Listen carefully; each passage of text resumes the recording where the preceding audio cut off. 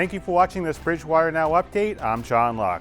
The High Street Dam construction project is in full force, and we're getting our first look at some of the work that is being done.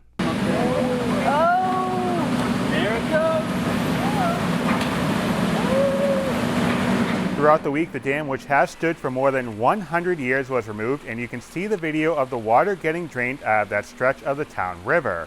Now, this project will have a few benefits. First, it's going to open about 10 miles of river to a number of fish species, as populations along the Taunton River and Narragansett Bay systems have increased substantially. The undersized High Street Bridge just a few feet away from the dam is one of the oldest here in the Bay State, originally built in 1790, so these improvements will also help humans. A new 55-foot clear span bridge will better accommodate river flows and prevent potential flooding on the road and nearby private property. According to a press release, this new bridge will be designed to withstand a 500-year storm and climate change protections through the year 2070. This project has forced detours, and that will continue to be the case through mid-October, and this is also being funded through a number of grants. Bridgewater State University has been taking part in this year's Mandela Washington Fellowship over the past couple of months, and the school has been a part of this great initiative for a few years now. This fellowship program brings in young African leaders in their respective fields and offers various professional opportunities and community outreach. The group of 25 has been busy but took time out of their schedule to visit the Bridgewater Senior Center and sew dresses that bridge continents together, one stitch at a time. Jeff Fowler has more. This is really a very, very good project for the women of Bridgewater, and we are so grateful that they shared their knowledge with us. Amid a quiet July stretch, while most campuses across the region are enjoying the lazy days of summer, Bridgewater State University has been bustling as they host an annual tradition that promotes global engagement and cultural understanding. This is, I think, the 5th time that they're doing the Dress a Girl around the world. Dr. Win Kai To, founding assistant provost for global engagement, and Dr. Jabbar Al-Abaidi, director of global programs at Bridgewater State, have teamed up to host a program that has gained a strong reputation across the international community. We are the only university in New England that hosts it. There are other public universities that host the program as well, but we're only one of the 27 universities out of thousands of universities that get the honor of hosting them. This is a major program for helping young African leaders to really try to improve their countries and focusing on public management to become better leaders. Today we have representatives from 18 African countries. So imagine they're going to take all these dresses to their respective countries. It's learning, but it's actually transferring.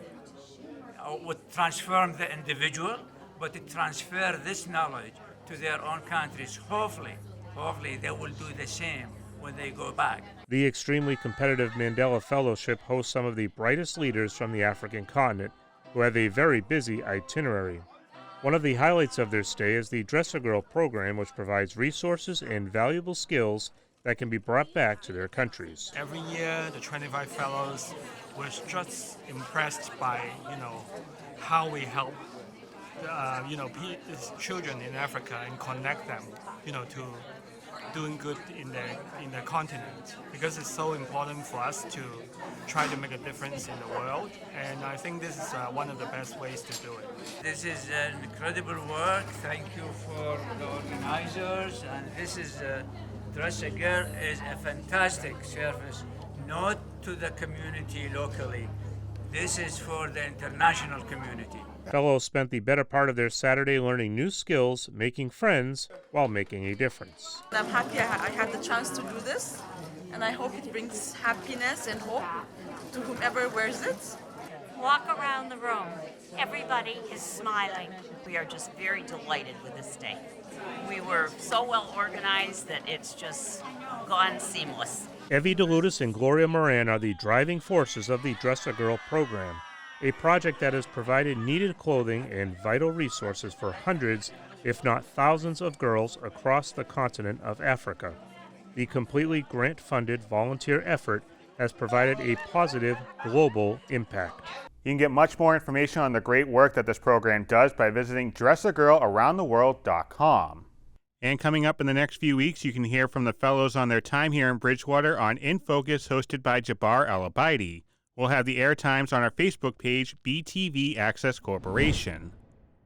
The past couple of decades have seen Bridgewater go through changes in many ways, including town government, infrastructure, population, and more.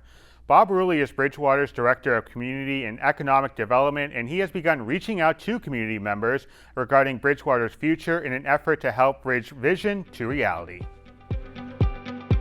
What happens in downtown Bridgewater affects all of us. Anybody that's been around me in this initiative, I use a lot of phrases and a lot of analogies. So one of my favorite is, there's a there. And people are like, what does that mean? A there is a sense of place, that you actually feel something unique about where you are. I used the example the other day that I went to the supermarket. I went in the car, went to the supermarket, got back in the car, went home. As opposed to, I went to Bridgewater Commons and I went to Trader Joe's and I got a haircut and I had lunch. And there's a there. There was something more than I went to the supermarket. And so whether it's arts or it's culture or it's historic, that sense of place that people feel like they went someplace. I think this initiative is holistic and not a straight line. Government tends to be myopic, that it's singularly focused on one issue, where in reality, all of these are interrelated. I use the analogy quite often that if we looked at one tile, one aspect of this initiative, that's one tile. When you pull back, it's a whole different mosaic. So housing impacts infrastructure, housing impacts jobs, jobs impact housing. So there is an interrelationship between all of them. The elevator pitch is that for over 15 years, the town has completed some very good planning. So we're building on many of those good plans that have been done.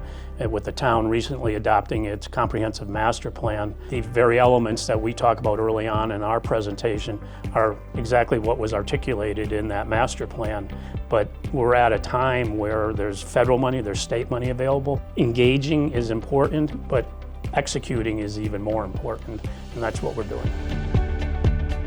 I think people might think that the status quo is sustainable, but it really isn't. We're not seeing an expansion of the tax base. We're not seeing a lot of new investment. We're not seeing a lot of new businesses come in. So I would say that it's not sustainable. We're not going to be able to continue to make improvements to infrastructure. We're not going to be able to sustain ourselves.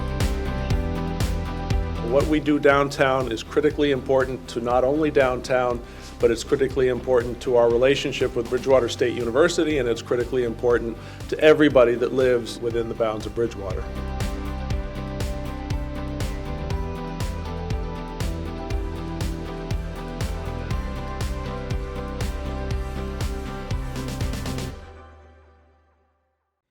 You can get more information on this project at the next informational session that takes place at the Mitchell School coming up on Tuesday, September 26th at 6:30 p.m. And we thank you for watching this Bridgewater Now update. I'm John Luck.